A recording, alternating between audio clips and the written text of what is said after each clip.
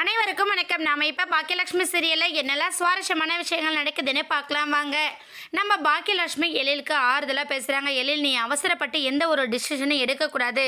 இந்த படம் பண்ணலை அப்படின்னா நீ என்னோட சுயநலத்தால் நீ படத்தை பண்ண முடியாத மாதிரி ஆனதாக ஆகிடும். அதனால் எந்த ஒரு பெனிஃபிட்டுமே கிடையாது.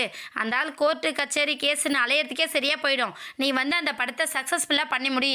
அதை பண்ணதுக்கப்புறம் உன்னோட லைஃப் ஸ்டைலே டோட்டலாக மாறிட்டோம் அப்படின்னு சொல்லிட்டு நம்ம பாக்கியா சொன்னதை யோசிச்சு பார்த்துக்கிட்டு இருக்காரு நம்ம எழில்.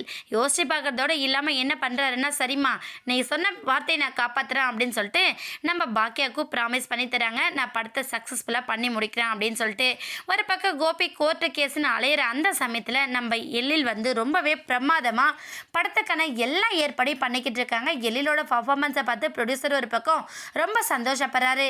இன்னொரு பக்கம் ப்ரொடியூசருக்கு வந்து நம்ம கோபி அரெஸ்ட் ஆகிருக்காரு அப்படிங்கிற விஷயமும் தெரிய வருது. இதை கேட்டதுமே நம்ம எழில் என்ன பண்ணுறேன்னா, சார் அவர் எவ்வளோ பெரிய மோசமான ஆள்னு உங்களுக்கு தெரியுங்களா? என் அம்மாவை டைவர்ஸ் பண்ணிட்டு போனதோடு விடலை, அம்மாவோட ரெஸ்டாரண்ட்டில் பிரியாணியில் கெட்டு போன மீட்டெல்லாம் கலந்து பல பேரோட உயிரை சாகடிக்க துணிஞ்ச மனுஷன் அவர். அவரோட பேச்சை கேட்டு நீங்கள் எங்கள் அம்மாவை பூஜைக்கு வர வேண்டாம்னு சொன்னது எனக்கு இன்னுமே வலிக்குது சார் அப்படிங்கிற மாதிரி நம்ம எழில் வந்து சொல்கிறாரு. இதை கேட்டதுமே ப்ரொடியூசர் வந்து, சாரிப்பா எழில், சரி இந்த படத்தை நீ நல்லபடியாக பண்ணி முடிச்சா போதும் அப்படின்னு சொல்லிட்டு நம்ம எழிலுக்கான அந்த சான்ஸையும் அவர் கொடுத்துட்றாரு. நம்ம எழிலும் அவர் எதிர்பார்த்ததை விட ரொம்பவே பிரமாதமாக படத்தை சக்ஸஸ்ஃபுல்லாக பண்ணி முடிக்கிறாரு. பண்ணி முடிச்சுட்டு என்ன பண்ணுறேன்னா, அதனால் வர இன்கம் வச்சு நம்ம ஃபேமிலியை சந்தோஷமாக பார்த்துக்கணும், அமீர் தான், நிலா பாப்பா, அம்மானு எல்லாரோடையும் சந்தோஷமாக இருக்கணும் அப்படின்னு சொல்லிட்டு நம்ம எழில் ஒவ்வொரு முயற்சி பண்ணிக்கிட்டே இருக்காரு.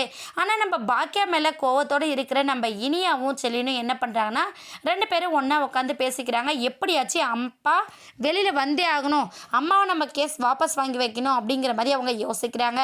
ஆனால் அவங்க என்ன யோசித்தாலும் நம்ம பாக்கியா கேஸ் வாபஸ் வாங்க போகிறதில்ல.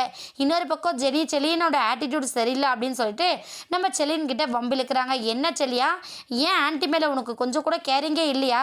அவங்க எவ்வளோ பெரிய ப்ராப்ளத்தை ஃபேஸ் பண்ணிட்டு வந்தாங்க, அதுக்கு காரணம் எல்லாம் அங்கிள் தானே, அப்புறம் ஏன் நீங்கள் ஆன்ட்டியவே குறை சொல்கிறீங்க அப்படிங்கிற மாதிரி நம்ம ஜெனி கேட்குறாங்க. உடனே செலின் என்ன பண்ணுறான்னா, அந்த சமயத்தில் என் அப்பா எல்லாருக்கும் நல்லது தான் பண்ணிக்கிட்டு இருக்காரு, ஆனால் அம்மா அவசரப்பட்டு இந்த மாதிரி கம்ப்ளைண்ட் கொடுத்தது எவ்வளோ பெரிய தப்பான விஷயம் இல்லை அப்படிங்கிற மாதிரி நம்ம செலின் சொல்லிக்கிட்டே இருக்காரு.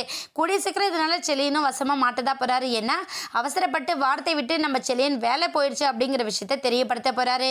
வெயிட் பண்ணி பார்க்கலாம். இந்த வீடியோ உங்களுக்கு பிடிச்சிருந்தா மறக்காமல் நம்ம சேனலை சப்ஸ்கிரைப் பண்ணுங்கள். தேங்க்யூ.